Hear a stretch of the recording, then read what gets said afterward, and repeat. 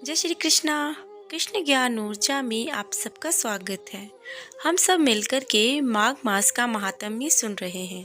अगर आप सभी ने अभी तक माघ स्नान नहीं किया है और आप चाहते हैं कि आपको भी माघ स्नान का पुण्य मिले, तो आप आज से पूर्णिमा तक माघ स्नान अवश्य करें, तो उसका आपको संपूर्ण फल जरूर मिलेगा। हम आगे की कथा को कहते हैं, जिसमें प्रेत कहता है कि हे पथिक, मैं इस समय तुम्हारे पास जो यह गंगा जल है यह मांगता हूँ, क्योंकि मैंने इसका बहुत महात्म्य सुना है। मैंने इस पर्वत पर गंगा जल का बड़ा अद्भुत आश्चर्य देखा था और इसीलिए यह जल मांग रहा हूँ, क्योंकि मैं प्रेत योनि में बहुत ज़्यादा दुखी हूँ। अब एक ब्राह्मण अनधिकारी को यज्ञ कराकर ब्रह्म राक्षस हो गया और वह हमारे साथ 8 वर्ष तक रहा। उसके पुत्र ने उसकी अस्थियों को इकट्ठा करके गंगा में कनखल स्थान पर गिरवा दिया और उसी समय वह राक्षस तत्व त्याग कर सदगति को प्राप्त हुआ।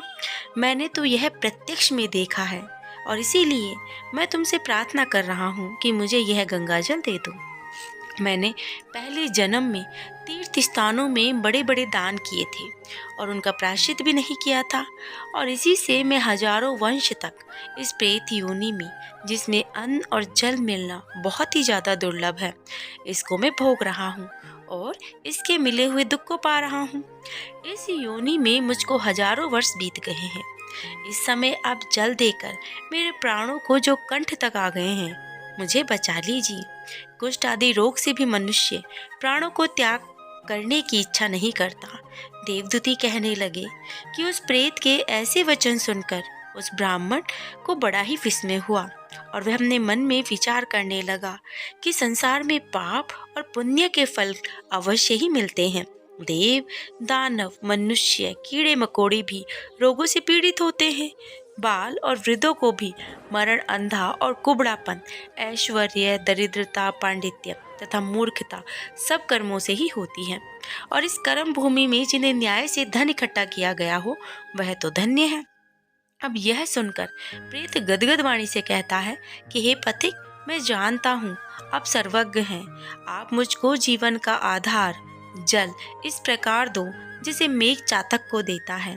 तब पथिक कहने लगा कि हे प्रेत, मेरे माता पिता भृंगु क्षेत्र में बैठे हैं और मैं उन्हीं के लिए यह जल लेकर आया हूँ।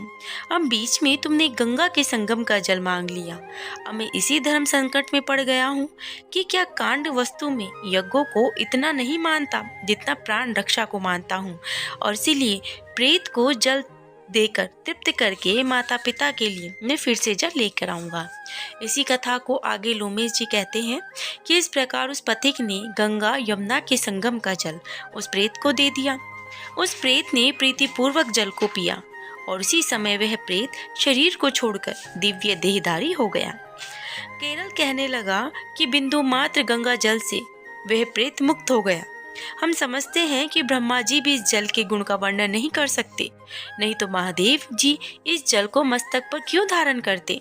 इस संसार में जो मनुष्य काया, वाचा और मनसा के पापों में रंग गए हैं, वह गंगा जल के बिना नहीं धुलते। गंगा जल के सेवन से मुक्ति सदा सन्मुख खड़ी रहती है, जिसके जल को स्पर्श करने से ही प्रेत तत्व को छोड़कर मुक्ति को प्राप्त होते हैं। जो गंगा स्नान करता है वह वैष्णव पद को प्राप्त होता है, और यदि संबंधी लोग गंगा जल से तर्पण करें तो नरक में रहने वाले पितर लोग स्वर्ग को चले जाते हैं और स्वर्ग में रहते हुए ब्राह्मणत्व को प्राप्त होते हैं। गंगा जल के समान और कोई मुक्ति का साधन नहीं है।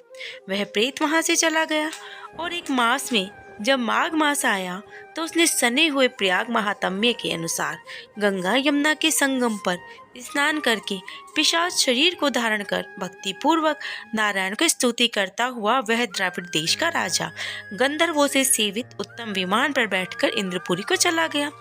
सो हे द्विज, यह इतिहास पापों का जल्दी ही नाश करता है। इससे धर्म का ज्ञान होता है। वह पुण्य, यश और कीर्ति को बढ़ाने वाला है, ज्ञान तथा मोक्ष को देने वाला है। तुम भी सदगति पाने के लिए प्रयाग चलो। वहाँ पर हम ऐसा स्नान करें जो देवताओं को दुर्लभ होता है। वहाँ पर श्राप से पैदा हुआ पिशाचपन शवनाश को प्राप्त हो जाएगा। इस प्रकार लोमेश जी के मुख से अमृतमय मधुर कथा को सुनकर मानो अमृत पीकर सब प्रसन्न हुए और पाप रूपी समुद्र से पार हुए। उन्हीं के साथ सब लोगों ने दक्षिण दिशा को प्रस्थान किया। जय श्री कृष्णा।